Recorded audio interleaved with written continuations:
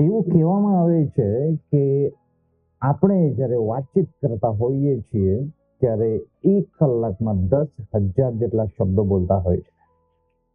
1 કલાકમાં 10,000 જેટલા શબ્દો આપણે બોલતા હોઈએ છીએ જ્યારે આપણે વાતચીત કરતા હોય, અથવા તો કોઈ ટીચિંગ આપતા હોય, કોઈ પ્રચાર કરતું હોય, કોઈ ઉપદેશ આપતું હોય, ત્યારે ઓછામાં ઓછા 10,000 જેટલા શબ્દો બોલવામાં આવે છે.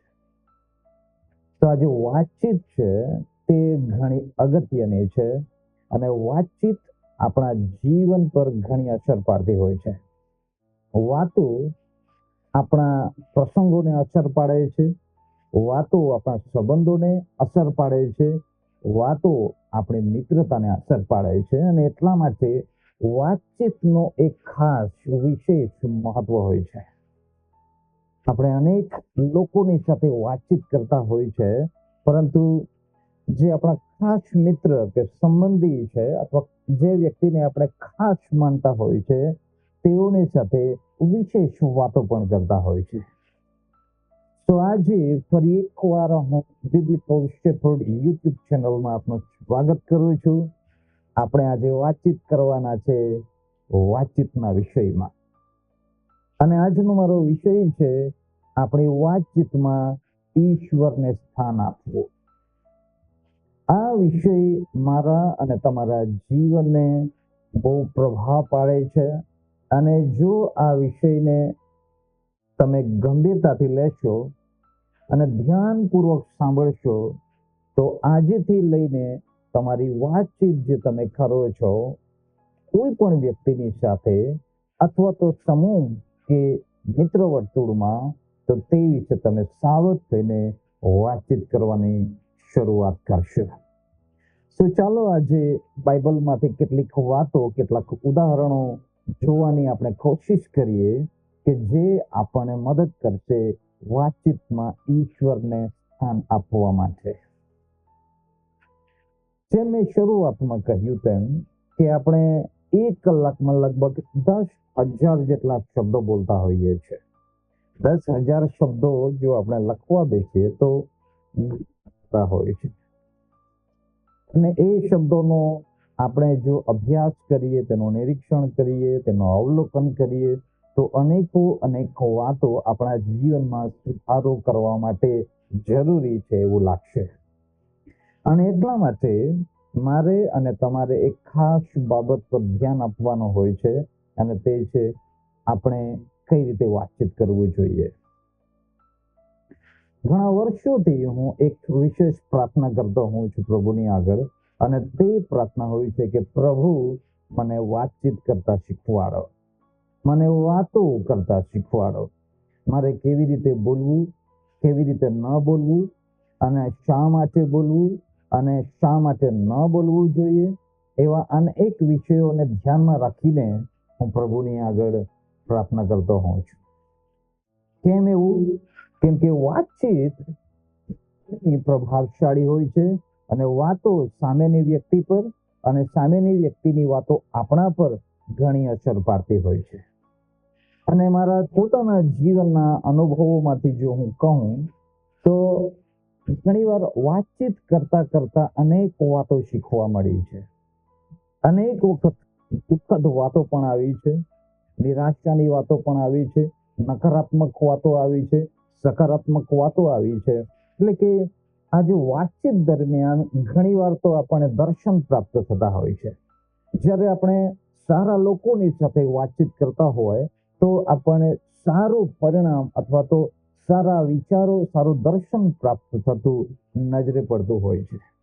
એટલે જ્યારે બાળકો સ્કૂલમાં ભણતા હોય છે, અથવા તો આપણે પોતે પણ જો સ્કૂલમાં ભણી ચૂક્યા છે, તેઓને જો યાદ હોય તો શાળામાં આપણા બોર્ડ પર અથવા તો કોઈક જગ્યાએ સુવિચારો લખેલા હોય છે. સુવિચાર એટલે કે સારા વિચારો લખવામાં આવતા હોય છે. શા માટે? કે જેથી તે વાંચીને અથવા તે સાંભળીને બાળકને સારા વિચારો આવી શકે. તો આજે આપણે થોડો સમય વાતચીત કરવાની ઈચ્છા રાખીએ છીએ વાતચીતના વિષયમાં. ચલો આપણે પોતે અવલોકન કરીએ આપણા પોતાના જીવનને. જેમ કે તમારી જે તે ઉંમર હોઈ શકે અને એ ઉંમરમાં આજ સુધી તમે કેટલા શબ્દો બોલ્યા હશો તે વિચાર કરો. જેમ કે જો તમે દિવસમાં 1 જ કલાક બોલો છો તો 10,000 જેટલા શબ્દો બોલો છો. તો એ થોડું ગણતરી કરી જોઈએ તો એ ઘણા બધા શબ્દો થશે.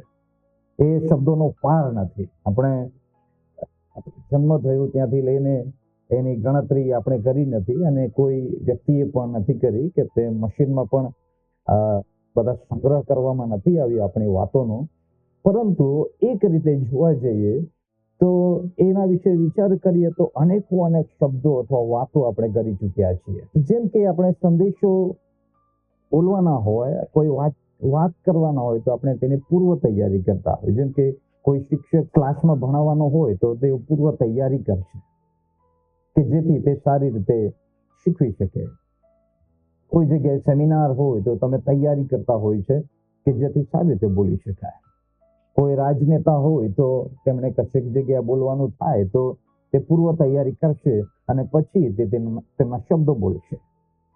અને એ રીતે થોડોક વિષય બોલવા માટે કે શિક્ષણ આપવા માટે કે ઉપદેશ આપવા માટે લોકો તૈયારી કરતા હોય છે, ઘણી તૈયારી કરતા હોય છે. પણ શું આપણે વાતચીત કરવા માટેની તૈયારીઓ કરીએ છીએ? મેં એકવાર કોઈ વ્યક્તિને પૂછ્યું હતું કે તમે શું વાત કરતા હતા, તો તેમણે મને જવાબ આપ્યો કે ખબર નહીં શું વાત કરતા હતા, જે વાતો આવે તે અમે વાતો કર્યા કરતા.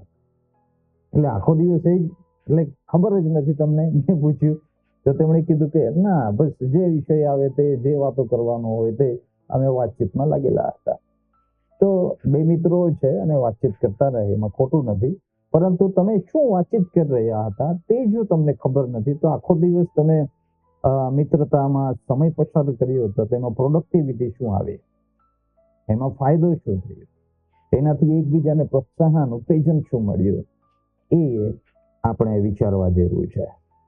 સો બાઇબલમાંથી જો આપણે સમજવાની કોશિશ કરીએ તો આ જે વાતચીત છે તે ઘણી અગત્યની અને મહત્વની છે.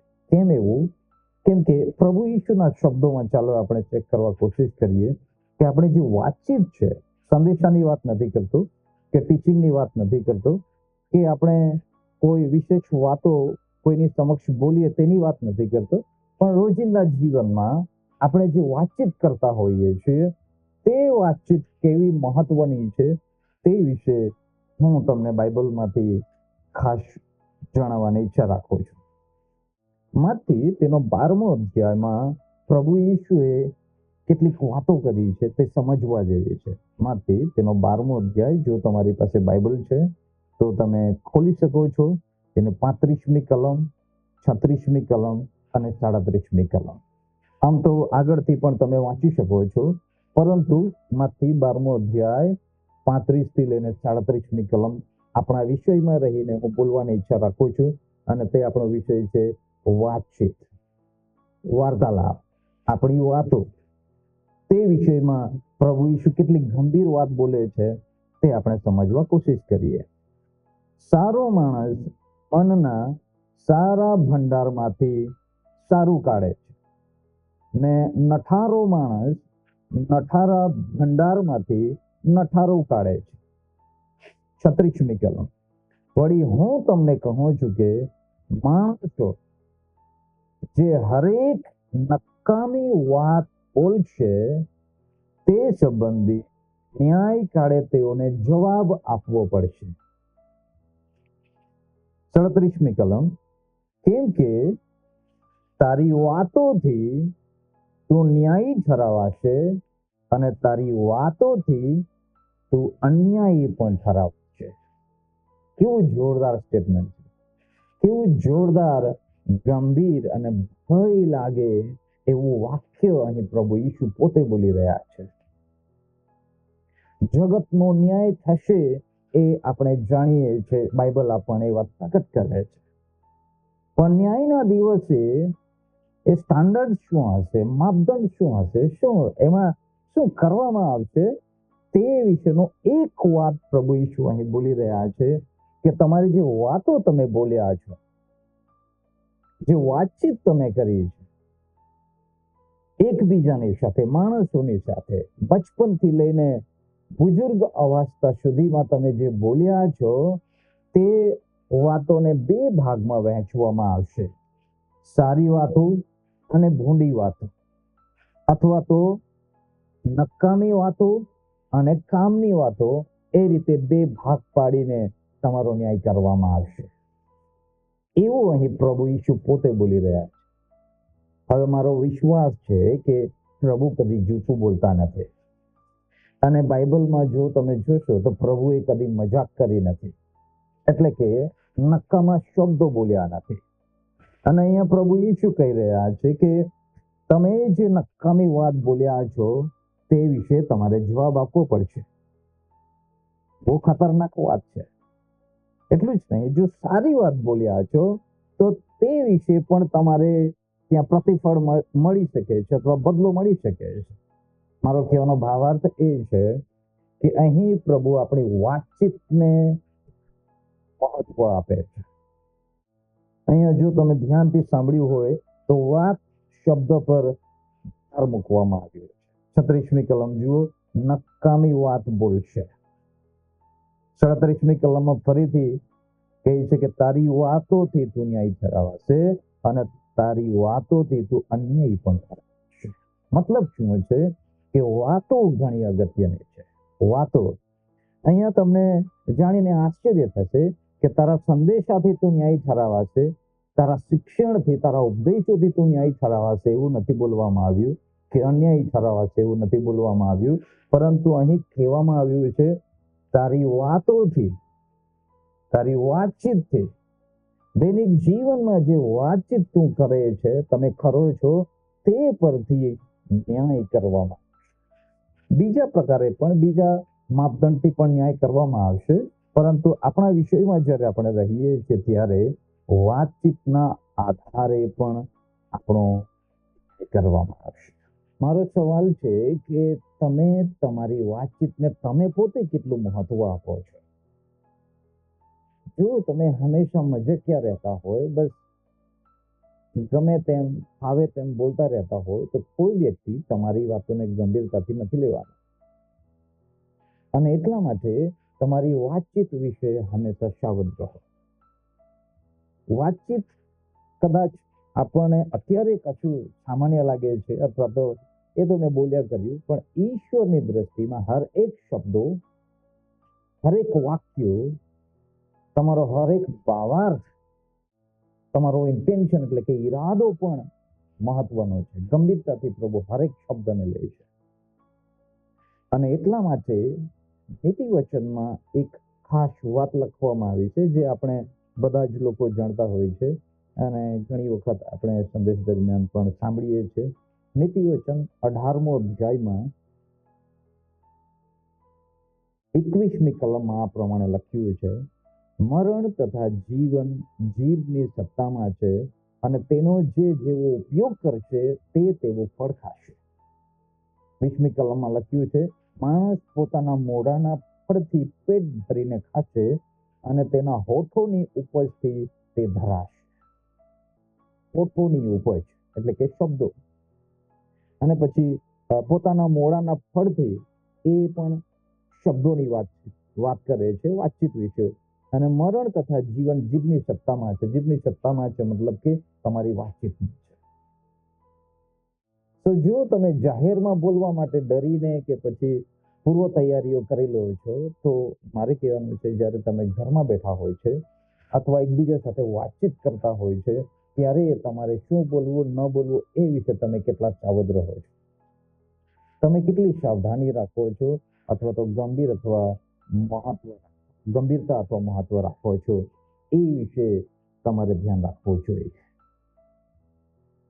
તો પહેલા મેં તમને જણાવ્યું કે મત્તી 12મો અધ્યાય પ્રમાણે ઈશ્વર આપણી વાતચીત, ઈશ્વર આપણી વાતોનો ન્યાય કરનાર છે, અને તેનો આપણે હિસાબ આપવો પડશે અથવા જવાબ આપવો પડશે. એનો મતલબ શું થયું કે આપણા શબ્દોનો રેકોર્ડ કરવામાં આવે છે. અત્યારે તો આધુનિક જમાનો છે, અને આપણે હરેક વાતચીતને જો ધારીએ તો રેકોર્ડ થઈ શકે છે. જેમ કે અત્યારે હું બોલું છું અને કેમેરા વડે એને રેકોર્ડિંગ કરવામાં આવી રહી છે અને એ જીવનભર હંમેશને માટે રહેશે. કદાચ એ ડિલીટ થઈ જાય તો બીજી વાત છે, પરંતુ જો એને સંગ્રહ કરવામાં આવે તો જીવનભર એ રહી શકે છે, કાયમ માટે રહી શકે છે. જો માણસ આવી તકનીકી ટેકનોલોજી વડે એક થોડાક શબ્દોને કે થોડાક કલાકની વાતચીતને સંગ્રહ કરી શકે છે, તો ઈશ્વર કેમ ના કરી શકે? એટલા માટે બેદરકાર, બેપરવા ન રહેશે. ઈશ્વર આપણી વાતોનો રેકોર્ડ કરતા, દરેક વાતો સારી કામે દરેક વાતોની કરવામાં આવે છે. તો મારા પ્રિય, વાતચીતમાં આપણે ઈશ્વરને કેટલું સ્થાન આપીએ છીએ? મેં પેલા 2 મિત્રો વિશે વાતચીત કરી, તેમાં ફરીથી એ વાતને ફરીથી કહેવા માંગુ છું. તેમને મેં પૂછ્યું કે તમે આખો દિવસ પાછલા 2 દિવસથી તમે વાતચીત કરતા હતા એવું તમે કીધું, તો એમાં બાઇબલ વિશે કેટલી વાતો આવે, પ્રભુની વાતો કેટલી આવે? તો તે ભાઈએ કીધું કેટલી બધી વાતો નથી આવતી. તો મેં કહ્યું તેમને કે જે તમે 2 દિવસથી વાતચીત કરી અને 2 દિવસમાં તમને એવું એકેય પ્રસંગ અથવા એકેય વાત અથવા તો એકેય ઘટના કે કંઈ પણ એવું ન આવ્યું કે જેમાં ઈશ્વરની વાતચીત જ ન આવી, તો નવાઈની વાત કહેવાય, આશ્ચર્યકારક વાત કહેવાય. એટલે કે તમારી વાતચીતમાં ઈશ્વર ગેરહાજર છે. તમારી વાતચીતમાં ઈશ્વરને કોઈ સ્થાન નથી, પ્રભુને કોઈ સ્થાન નથી. પ્રભુ પાસે આશીર્વાદો જોઈએ છે, પ્રભુની મદદ જોઈએ છે, બધું જ જોઈએ છે, પણ વાતચીતમાં ઈશ્વરની જોઈએ છે. એ ખોટી વાત છે, એ અયોગ્ય વાત છે, એમાં મજા નહીં આવી. મેં તેમને સમજાવ્યું કે એવું નહીં કરવાનું, કે આપણી વાતચીતમાં પણ ઈશ્વર હોય તો કેટલું સારું છે. તો મારા પ્રિય, આ દિવસોમાં આપણે વાતચીત વિશે સાવધાન રહીએ. કોઈની પણ સાથે તમે વાતચીત કરતા હોય, જેમ કે દુકાનમાં જતા હોય, વેપારીની પાસે જતા હોય, કે પછી બાળક સાથે વાતચીત કરી રહ્યા છો, કે મોટા લોકો સાથે વાતચીત કરી રહ્યા છો, વિજાતીય પાત્રો સાથે તમે વાતચીત કરો છો, પુરુષ સાથે કે સ્ત્રી સાથે તમે વાતચીત કરો છો, તે સમય દરમિયાન તમારા વાતચીતના શબ્દો અને તે શબ્દોનો ઈરાદો શું છે તે ઈશ્વર સમજવાની કોશિશ કરતા હોય છે, અથવા તેને રેકોર્ડ કરવામાં આવતા હોય છે. અને એટલા માટે હંમેશા આપણે સાવધ રહીએ.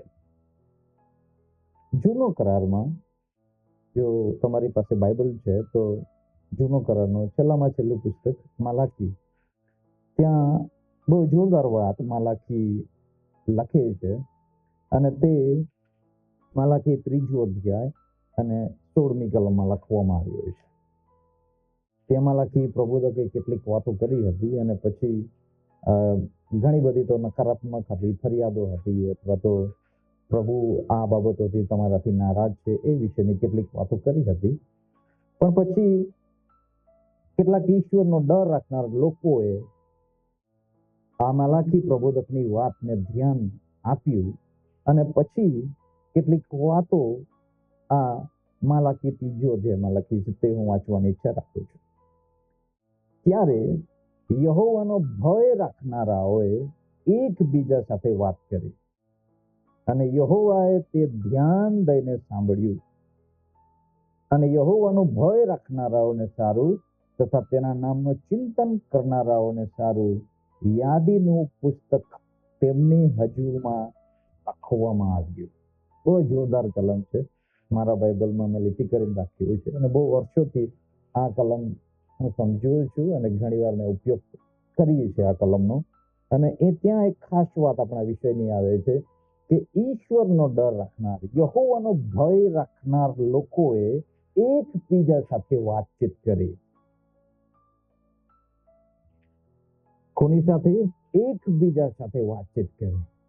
પણ હવે જે ઈશ્વરનો ડર રાખનાર લોકો, પ્રભુનો આદર સન્માન કરનાર લોકો જ્યારે એકઠા મળીને વાતચીત કરતા હોય છે, ત્યારે શું છે તે આપણે ધ્યાન દેવા જેવું છે.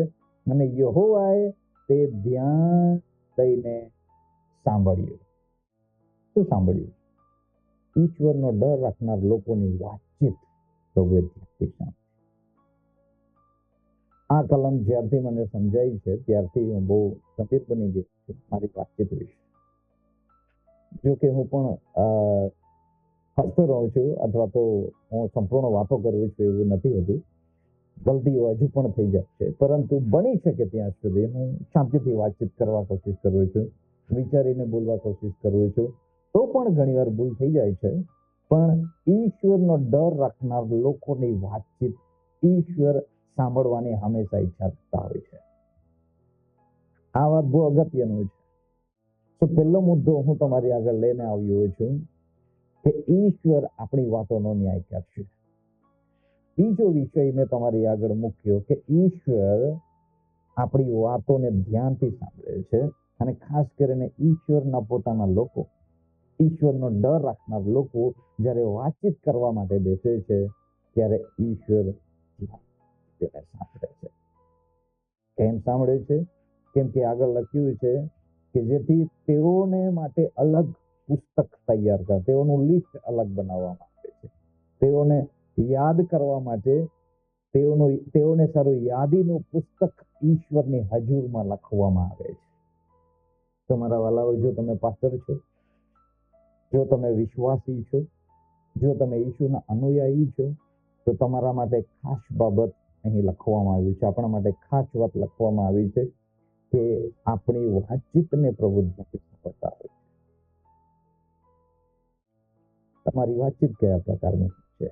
બાળકો, સેવકો, વડીલો, બહેનો, ભાઈઓ, લીડરશિપમાં જેઓ છે તે લોકો, ચર્ચની વાત નથી કરતો, સંગતિમાં બેઠા હોય ત્યારની વાત નથી કરતો, ત્યારે પણ જરૂરી છે, પરંતુ જ્યારે તમે એકલા હો અથવા તો થોડાક લોકો હો, ચાયના ગલ્લે બેઠા હોય અથવા તો ખેતરમાં બેઠા હોય કે કોઈક જગ્યાએ બેઠા છો અને જ્યારે તમે વાતચીત કરો છો તે કેવા પ્રકારની હોય છે.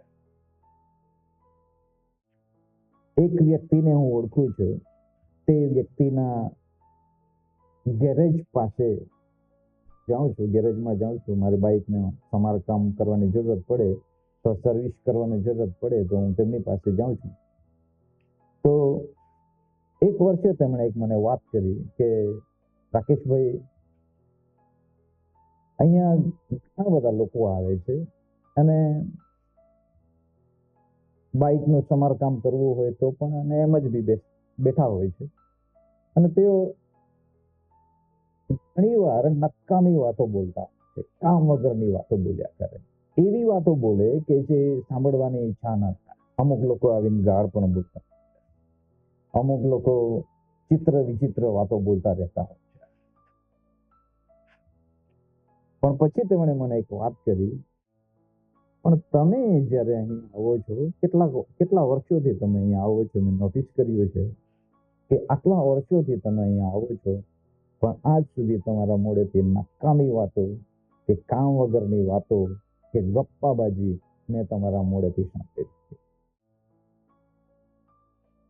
તેની વાત સાંભળીને મને સારું લાગ્યું, પણ પછી મને ડર પણ લાગ્યો. ડર એટલા માટે લાગ્યો, ઓ પ્રભુ, રખીને મારાથી કંઈ ગરબડવાળી વાત અહીં બોલાઈ ગયું હોત તો આ ભાઈ, આ વ્યક્તિ મારા વિશે પણ કેવું ચિત્ર રાખ્યું હોત, મારા વિશે કેવું વિચારતા આ વ્યક્તિ. સમજી રહ્યા છો મારા પ્રિય? ના કેવળ પ્રભુ આપણી વાતો ધ્યાનથી સાંભળતા હોય છે, પણ આપણી આસપાસમાં જે લોકો છે, દુકાને જતા હોય, ગેરેજમાં જતા હોય, ખેતરે જતા હોય, સેવા કાર્યમાં બીજી જગ્યાએ જતા હોય, કે કોઈ પણ વ્યક્તિ જે આપણી અડોશ પડોશમાં છે, આપણા પરિવારના લોકો પણ આપણી વાતચીતને ધ્યાનથી લેતા હોય છે, સાંભળતા હોય છે, અને એટલા માટે આપણે ધ્યાન રાખવું જોઈએ આપણી વાતચીતના વિષયમાં. શું મારા વાલાઓ, મેં તમને શરૂઆતમાંથી 12મો અધ્યાયમાંથી કીધું કે ઈશ્વર આપણી વાતોનો ન્યાય કરવાના છે. આપણા શબ્દોનો સંગ્રહ થાય છે, આપણા શબ્દો રેકોર્ડ કરવામાં આવે છે, અને ન્યાયના દિવસે એ શબ્દોથી આપણે ન્યાય કરીશું, અને બીજા એવા શબ્દો હોઈ શકે, એવું બની શકે કે આપણે અન્યાય પણ કરીશું. આપણે હિસાબ તો આપવો પડશે કે આપણે એ શબ્દો કેમ બોલ્યા હતા. બીજી વાત મેં તમારી આગળ માલાકીમાંથી જણાવી કે પ્રભુના લોકો વિશે આ વાત મેં બોલ્યું છે કે પ્રભુના લોકો જેઓ ઈશ્વરનો ડર રાખે છે, જેઓ ઈશ્વરનો નામનું ચિંતન કરે છે, ઈશ્વરનું આદર સન્માન કરે છે, એવા લોકોને માટે એક ખાસ ગુડ ન્યૂઝ છે, સારા સમાચાર છે કે તમારા વિશે ઈશ્વરી આદિનું પુસ્તક તૈયાર રાખે છે, એટલું જ નહીં તમને તેનું પ્રતિફળ મળનાર છે. તો મારા વાલાઓ, આપણી વાતો મહત્વની હોવી જોઈએ. હવે પ્રભુ ઈસુના ઉદાહરણમાંથી હું તમને કેટલીક વાતો તરફ લઈ જઈને ઉત્સાહિત પ્રોત્સાહિત કરવાની ઈચ્છા રાખું છું. પ્રભુ ઈસુ ક્રુસ પર આપણા પાપોને સારું મરણ પામ્યા અને બલિદાન થયા પછી તેમને કબરમાં મૂકવામાં આવ્યા અને ત્રીજા દિવસે તે સજીવન થયા. સજીવન થયા પછી તેમના શિષ્યોને તેમણે દર્શન આપ્યા અને એક ગુડ ન્યૂઝ, સારી વાત ફેલાતી જતી હતી અને અનેક લોકોને પ્રભુ દર્શન આપતા હતા અને લોકો ખુશખુશાલ હતા. પણ બે વ્યક્તિઓ થોડા નિરાશ હતા, દુઃખી હતા અને યરુશલેમથી લઈને બીજા ગામમાં તેઓ મુસાફરીમાં. અને આ લોકોની વાત પરથી આપણા વિષયને હું ન્યાય આપવાની ઈચ્છા રાખું છું. લુક તેનો 24મો અધ્યાય અને તેની 14મી કલમમાં આ પ્રમાણે લખ્યું છે, આ બધી બનેલી બીનાઓ વિશે તેઓ એટલે આ બે શિષ્યો એકબીજાની સાથે વાત કરતા હતા. ફરીથી વાંચ્યું છું, આપણા વિષયમાં રહેજો, આપણી વાતચીત. આ બધી બનેલી બીનાઓ એટલે કે પ્રભુ ઈસુ ખ્રિસ્તની સેવા કાર્ય, પ્રભુ ઈસુ ખ્રિસ્તના મરણ અને પ્રભુ ઈસુ ખ્રિસ્તના પુનરુત્થાન વિશેની વાતો આ લોકો શું કરતા હતા? આ બધી બનેલી ઘટનાઓ, બીનાઓ એટલે ઘટનાઓ વિશે તેઓ એટલે કે આ બે શિષ્યો એકબીજાની સાથે વાતચીત કરતા હતા. વાહ, સાંભળ્યું છે? આ બે શિષ્યો મહેમાન જઈ રહ્યા, કશું કામ છે એટલે તેઓ યરુશલેમથી લઈને અમોસના માર્ગે એ અમોસના ગામ તરફ જઈ રહ્યા છે અને ત્યાં વાતચીત તેઓ કોની કરી રહ્યા છે? ઈસુ વિશેની વાતચીત કરી રહ્યા છે. એવું બની શકે તેઓ પ્રભુ ઈસુના સેવા કાર્ય વિશે, પ્રભુ ઈસુના ચમત્કારો વિશે, પ્રભુ ઈસુ પ્રેમ વિશે, પ્રભુના બલિદાન વિશે કે પ્રભુએ કરેલી ભવિષ્યવાણી વિશે કે ચમત્કારો વિશે વાતચીત કરતા હતા.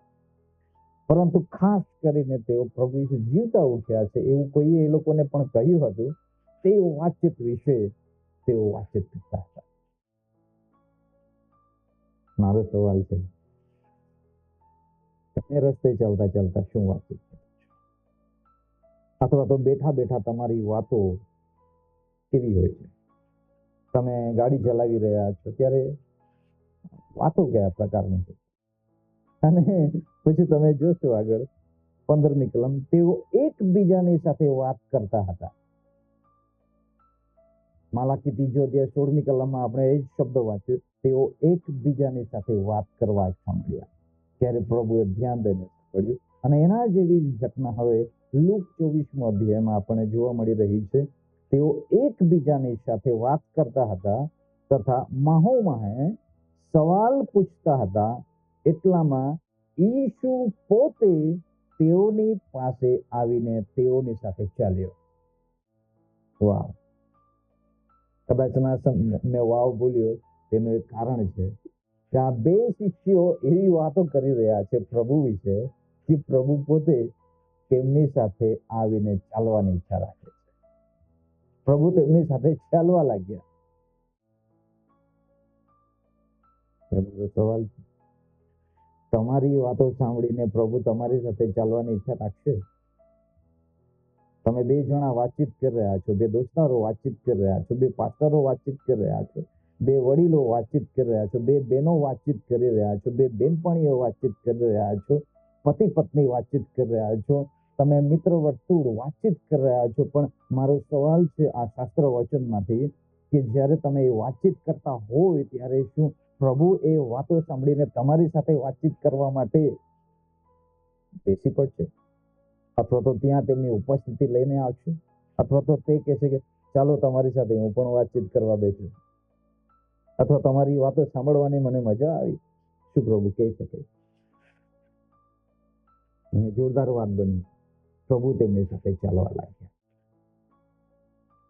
અને પછી પ્રભુ પૂછે પણ છે બીજી રીતે કે તેણે તેઓને પૂછ્યું કે તમે ચાલતા ચાલતા એકબીજાની સાથે કઈ વાત કરો છો? તમે ચાલતા ચાલતા કઈ વાત કરો છો?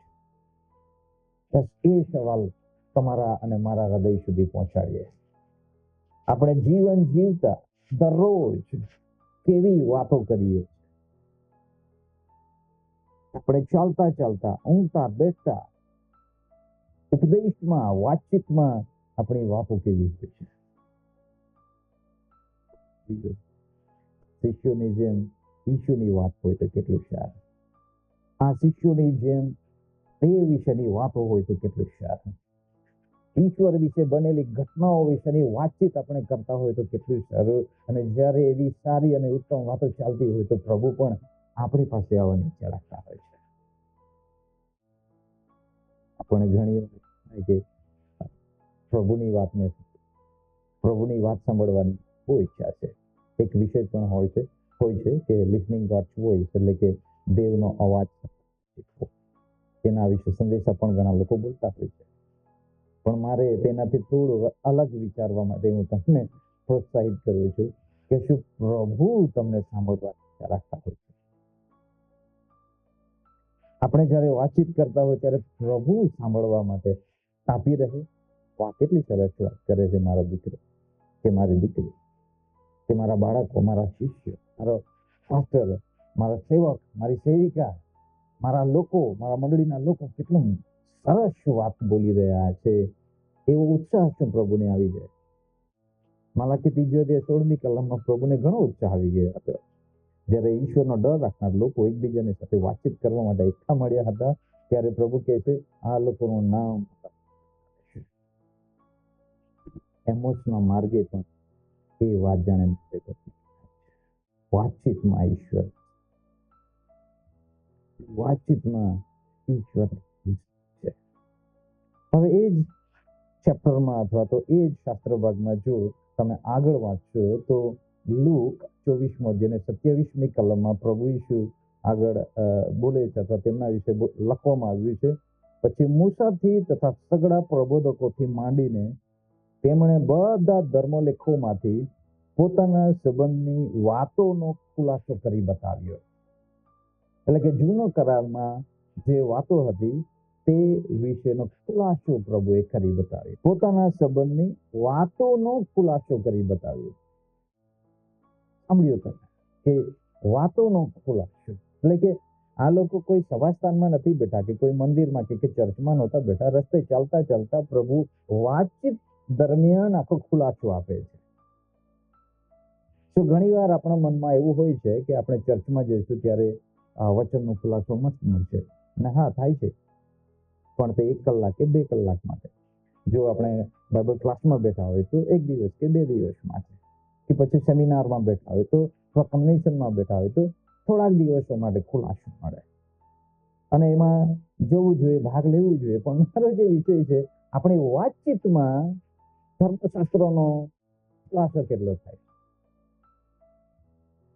મારી વાત લગભગ અમુક લોકોને સમજાઈ હશે કે આપણે જ્યારે વાત કરીએ છીએ, આ બે ભાઈઓ, બે શિષ્યો રસ્તે ચાલી રહ્યા છે અને તેઓ મહેમાન જઈ રહ્યા છે, અને એવા સમયમાં તેઓને જૂના કરારના વચનોનો ખુલાસો મળી રહ્યો છે પ્રભુ દ્વારા.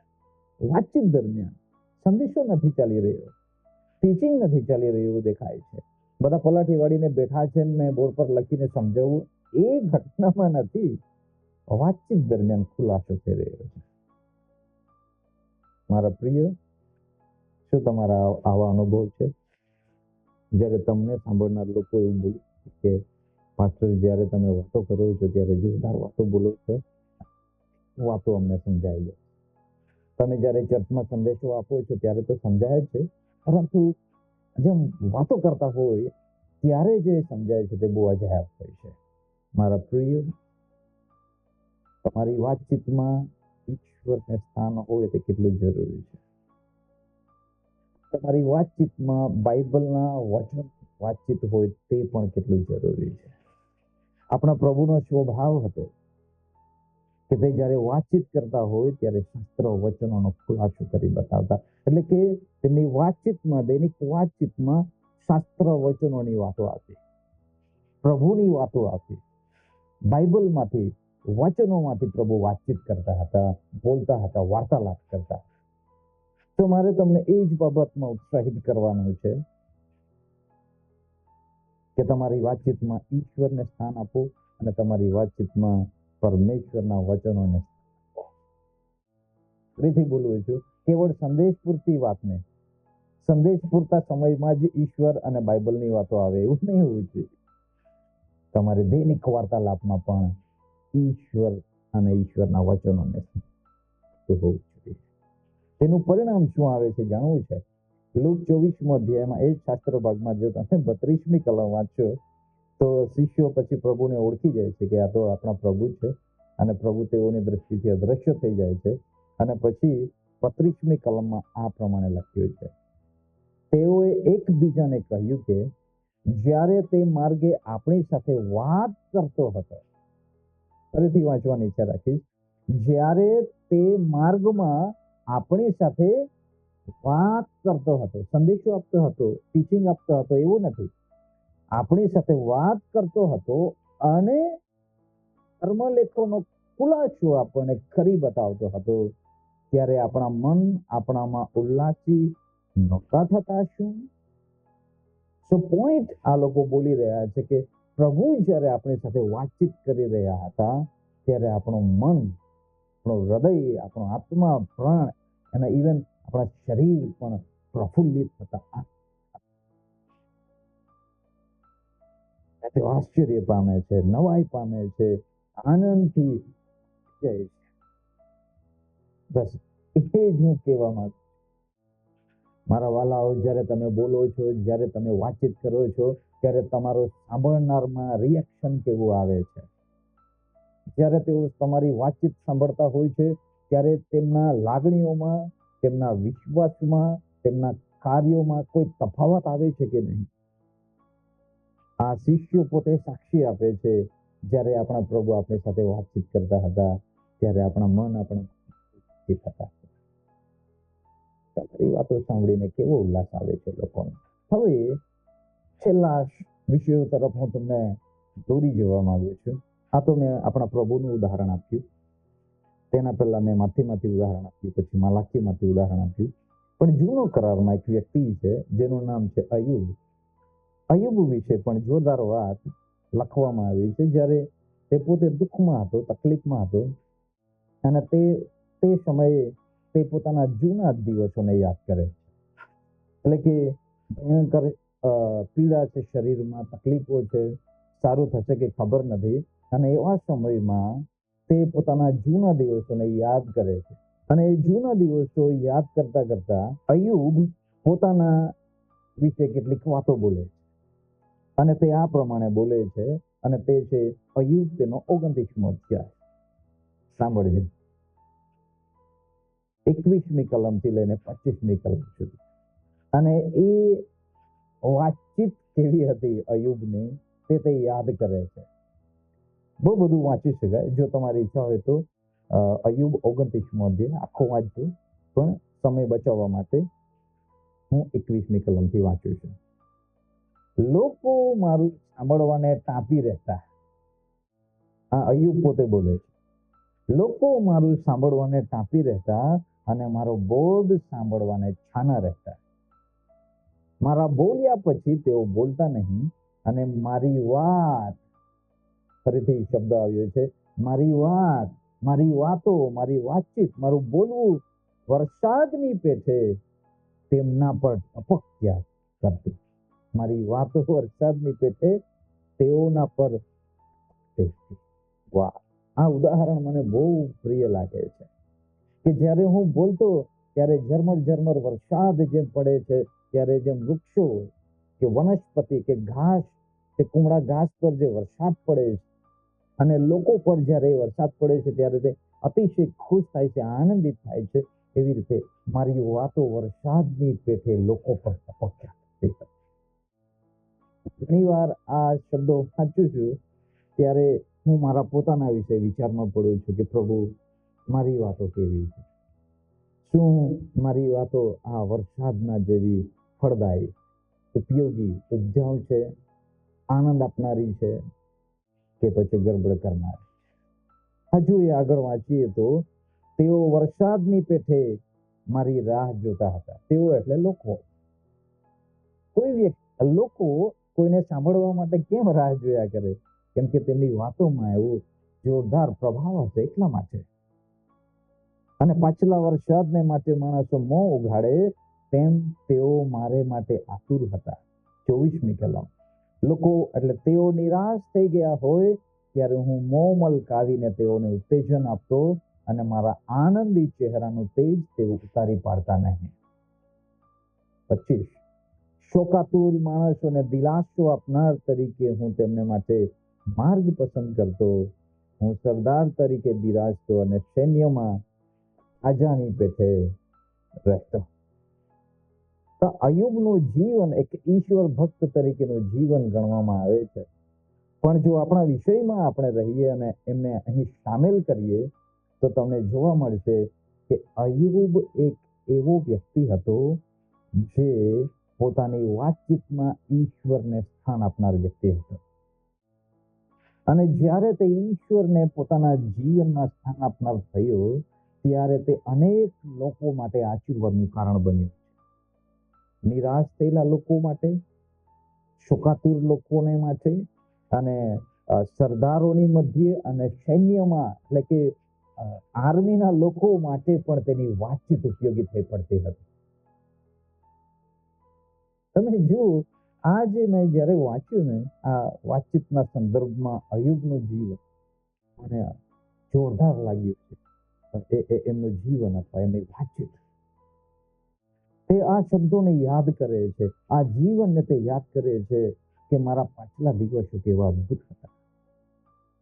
પણ અત્યારે તે બીમારીની અવસ્થામાં હતો એટલે તે એવું કરી શકતો ન હતો. અને તેમ છતાં એ આગળના અધ્યાયોમાં આપણે 42મા અધ્યાયમાં જોઈએ છે તો ઈશ્વર તેની દુર્દશા બદલી કાઢે છે અને જે પહેલા હતું તેના કરતા બમણું ઈશ્વર તેમને આપે છે. ત્યાં માલ મિલકત વિશેની વાતચીત કરી છે, પણ મારો વિશ્વાસ છે અહીંયા અયુબ વિશે જે બોલવામાં આવ્યું છે, અયુબ બોલે છે કે મારા પાછલા દિવસો આવા હતા તે મને પાછા મળી જાય તો કેવું સારું. ઈશ્વરે તેમને એ દિવસો પાછા આપ્યા, પણ ઓછા નહીં, બમણા આપ્યા. એટલે કે તે ફરી એકવાર તે બોલવાનો શરૂ કરે છે, વાતચીત કરવાનો શરૂ કરે છે અને આ જે તેમની વાતચીતના જે અદ્ભુત પ્રભાવ હતો તે તેમના લોકો પર અને તેમના સમાજ પર નાખતો ગયો. બસ આ જ વાતો છે મારા પ્રિય. તમારા વાતચીતમાં જ્યારે ઈશ્વરને સ્થાન હોય, તમારી વાતચીતમાં જ્યારે બાઇબલને પ્રભુના વચનોને સ્થાન હોય, તમારી વાતચીતમાં જ્યારે ઉપયોગી વાતો હોય, તમારી વાતચીતમાં જ્યારે નિરાશ અને દૂર કરવાની વાતો હોય, તમારી વાતચીતમાં જ્યારે ફળ ઉત્પન્ન થતા હોય ત્યારે લોકો તમને જરૂર સાંભળશે. તમારા બાળકો પણ તમને સાંભળશે, તમારા મા બાપ પણ તમને સાંભળશે અને તમારા વિશ્વાસીઓ પણ તમને સાંભળશે અને એકબીજાને મારા પ્રિય, હું આશા રાખું છું કે આ વિષય તમને આજથી પ્રભાવશાળી લાગશે. તમે આ વિષય વિશે વધારે ચિંતન મનન કરજો અને પ્રભુ તમને હજુ એ મદદ કરશે વાતચીતમાં સાવધાન રહેવા વિશે. પાઉલના ઉદાહરણને હું વાપરવાની ઈચ્છા રાખું છું અને તે કોલોસીઓમાં લખવામાં આવ્યું છે. કોલોસી 1 અધ્યાયમાં જે લખ્યું છે વાતના વિષયમાં તે હું તમારી આગળ વાંચવાની ઈચ્છા રાખું છું. કોલોસી 1 અધ્યાય, કોલોસી 1 અધ્યાય તેની 28 અને 29મી કલમમાં પાઉલ પ્રેરિત જે બોલે છે તે વાતચીતના સંદર્ભમાં જોરદાર છે. ચાલો આપણે સાંભળવાની કોશિશ કરીએ. કોલોસી 1 અધ્યાય 28 થી 29. દરેક માણસને ખ્રિસ્તમાં સંપૂર્ણ થયેલો રજૂ કરીએ એ માટે અમે તેની વાત પ્રગટ કરીએ છીએ. શું પ્રગટ કરીએ છીએ? તેની એટલે પ્રભુ ઈસુની વાત પ્રગટ કરીએ છીએ, એટલે કે વાતો પ્રગટ કરીએ છીએ અને દરેક માણસને બોધ પણ કરીએ છીએ તથા સર્વ પ્રકારના જ્ઞાનથી દરેક માણસને શીખવીએ છીએ. ત્યાં મેં લીટી કરેલું છે બહુ સમય પહેલા 2021માં મેં આ લીટી કરેલી છે કે આપણી વાત આપણો બોધ અને આપણું શિક્ષણ, 3 વાતો અહીં પાઉલ પ્રેરિત બોલે કે દરેક માણસને ખ્રિસ્ત ઈસુમાં સંપૂર્ણ થયેલો રજૂ કરીએ, તેના માટે અમારી વાતચીત, અમારો બોધ અને અમારું શિક્ષણ, our communication, our preaching and our teachings, અમારી વાતચીત, અમારા ઉપદેશ અને અમારું શિક્ષણ, દરેક બાબતોનો ઉપયોગ કરીને અમે લોકોને મદદ કરીએ છીએ. તેમાં પહેલું પાઉલે અમારી વાતચીત શબ્દ પર ભાર મૂક્યો છે, ખ્રિસ્તની વાત પર ભાર મૂક્યો છે. અને પછી 29 તે લખે છે, તેને સારું હું પણ તેમની પ્રેરણા શક્તિ જે બળથી મારામાં પ્રેરણા કરે છે તે પ્રમાણે કષ્ટ કરીને શું કરે છે પાઉલ પ્રેરિત? કષ્ટ સહિત મહેનત કરે. પણ શેના માટે? ખ્રિસ્તની વાત પ્રગટ કરવા માટે, પ્રભુની વાતો કરવા માટે. બીજી વાતો બોલવા માટે તે મહેનત નહોતો કરતા, પરંતુ પ્રભુની વાતો બોલવા માટે કષ્ટ કરે છે. તમારા પ્રિય, પ્રભુની વાતચીત કરવું એ એક બહુ મોટો ડિસિઝન લેવો પડે છે. કેમ કે આજકાલ લોકોને પ્રભુની વાતો કરવાનો પસંદ નથી આવતો.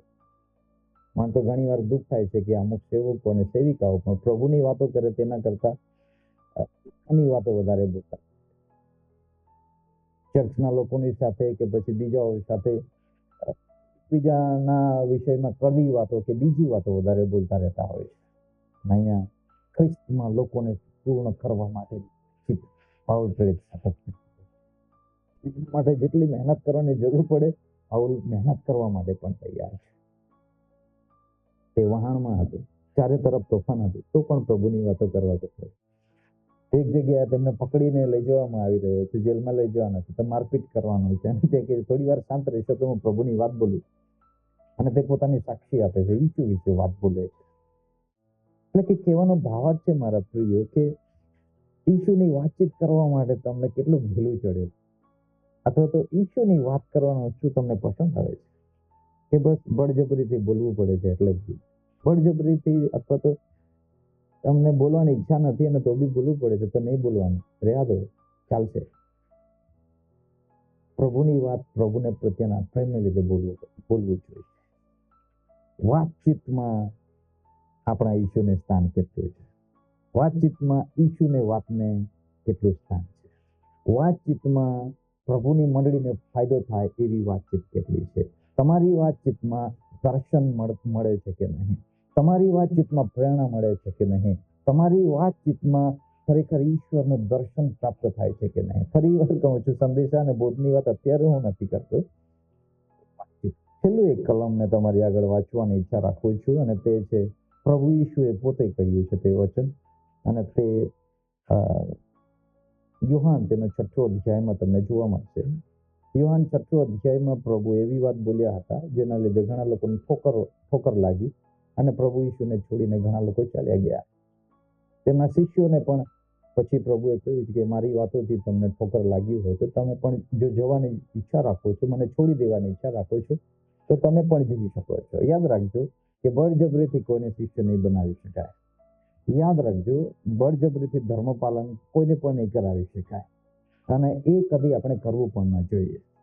પ્રભુ ઈશુએ પોતાના 12 શિષ્યોને પોતાની સેવા માટે અને લોકોની સેવા માટે પસંદ કર્યા હતા, અને તેઓને પણ પ્રભુ એક ઓફર આપે છે, જો તમને મારી સાથે પસંદ નથી આવતું તો તમે જઈ શકો છો, મને છોડી શકો છો. પણ ત્યારે શિષ્યો કહે છે, ના પ્રભુ, અમે તમને છોડીને જવાના. યોહાન 6 અધ્યાય અને 63મી કલમમાં ભાગમાં પ્રભુ બોલે છે, જે વાતો મેં તમને કહી છે તે આત્મા તથા જીવન છે.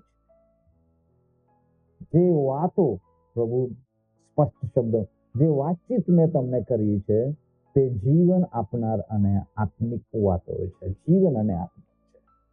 પણ જે શબ્દ છે આપણા વિષય પ્રમાણેનો તે છે, જે વાતો મેં કરી છે, જે વાતચીત મેં કરી છે તે તમને જીવન આપનારો વાતો છે. અને પછી મારા પ્રિય પ્રભુ ઈશુના શિષ્યોમાંના એક આગળ બોલે છે, અને સિમોન પીતર 68મી કલમ, સિમોન પીતરે તેને ઉત્તર આપ્યો કે પ્રભુ, અમે કોની પાસે જઈએ? અમે બીજા પાસે આવી વાતો સાંભળી શકવાના નથી. કેમ? કેમ કે અમે બીજા પાસે જઈ શકતા નથી, કેમ કે અનંત જીવનની વાતો તો તારી પાસે છે. અનંત જીવનની વાતો તો તારી પાસે છે પ્રભુ. અમે કોની પાસે જઈએ? બસ આજના આ વિષયને હું અહીં સમાપ્ત કરવાની ઈચ્છા રાખું છું. જો તમે નિરાશ છો, દુઃખી છો, લાચાર છો, શું કરવું સમજમાં આવતું નથી, તો અને કોઈ વ્યક્તિ સારી વાતો બોલતો બી નથી, એવું જો તમને અહેસાસ થાય છે, તો આજે હું તમને પ્રોત્સાહિત કરવા માંગુ છું. સિમોન પીટર, જે પ્રભુ ઈસુનો શિષ્ય હતો, તે પ્રભુને કહે છે, પ્રભુ બીજા પાસે અમને અનંત જીવનની વાતો સાંભળવા મળતી નથી, દિલાસાની વાતો સાંભળવાની મળતી નથી, અથવા તો ઉકેલ આવે પ્રોડક્ટિવ વાતો અમને સાંભળવું મળતું નથી, પરંતુ અમે બીજા પાસે જઈ શકતા નથી, કેમ કે અમને પૂરી ખાતરી છે અનંત જીવન આપનારો વાતો તમારી પાસે છે. મારો પોતાનો અનુભવ છે. વર્ષ 2001માં હું અચાનક રીતે દુઃખી, લાચાર, નિરાશ હતો, અને એક વિડીયોમાં મેં એ વિશે વાત કરી છે. આત્મહત્યા કરવાની મારી ઈચ્છા હતી, પરંતુ અનંત જીવન આપનાર, દિલાસો આપનાર, પ્રોડક્ટિવ વાતો બોલનાર પ્રભુ ઈસુ સાથેની મારી મુલાકાતને લીધે, અથવા તો તેમના વચનોની સાથેની મુલાકાતને લીધે મારો આખો જીવન રૂપાંતરિત થયું. પહેલા હું નિરાશ શબ્દો બોલતો હતો, નકારાત્મક શબ્દો બોલતો હતો, મરણકારક શબ્દો બોલતો હતો. મારા પોતાના વિષયમાં કદી હું સારું બોલી શકતો ન હતો. પણ જ્યારથી ઈસુ મારા જીવનમાં આવ્યા, ત્યારથી મારા વાતચીતમાં ઈસુ આવ્યા. પાછલા 25 વર્ષથી મેં ઈસુ વિશે બોલવાનું બંધ કર્યું નથી. મને કંટાળો આવતો નથી.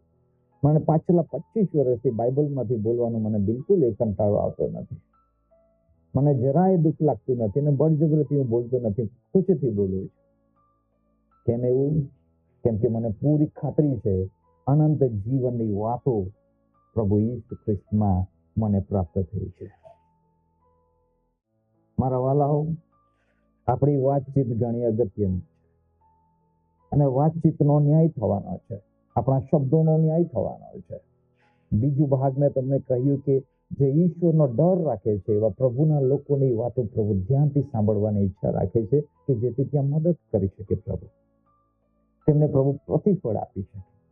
પછી મેં તમને ત્રીજું ઉદાહરણ આપ્યું લુકમાં. એમોસના માર્ગે 2 શિષ્યો જઈ રહ્યા હતા, અને ત્યાં તેઓની વાતચીત કેવી હતી તે વિશે મેં તમને જણાવ્યું, અને તેઓની વાતો સાંભળીને પ્રભુ પોતે તેમની સાથે ચાલવા લાગ્યા.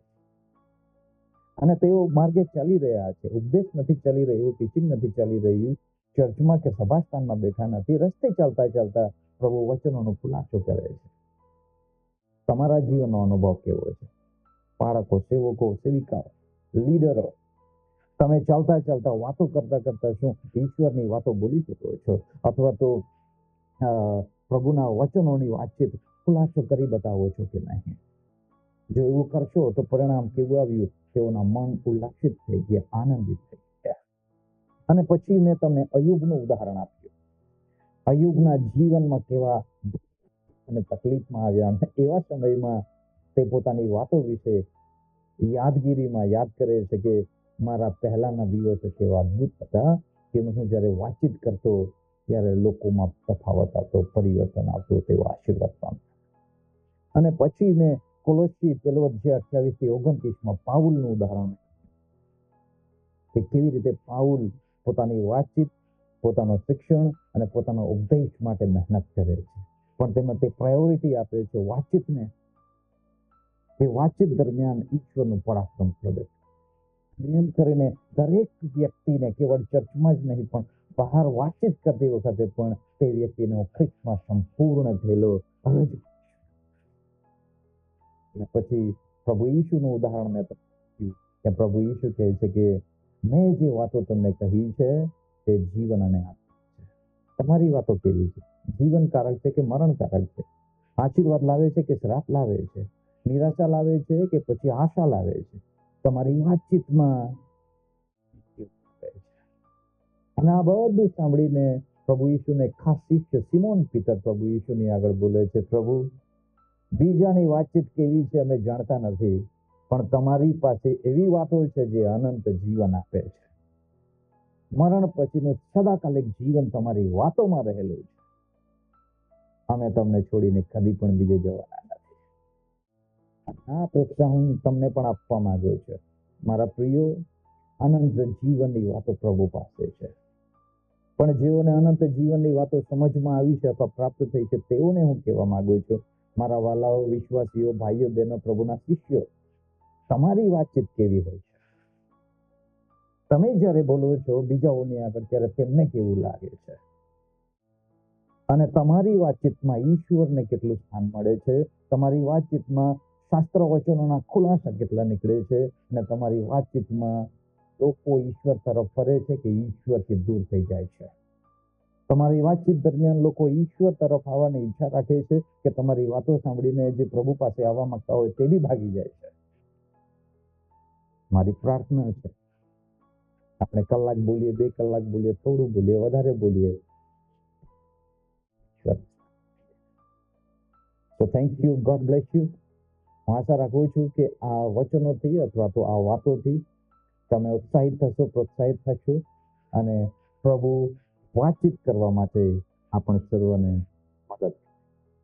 God bless you.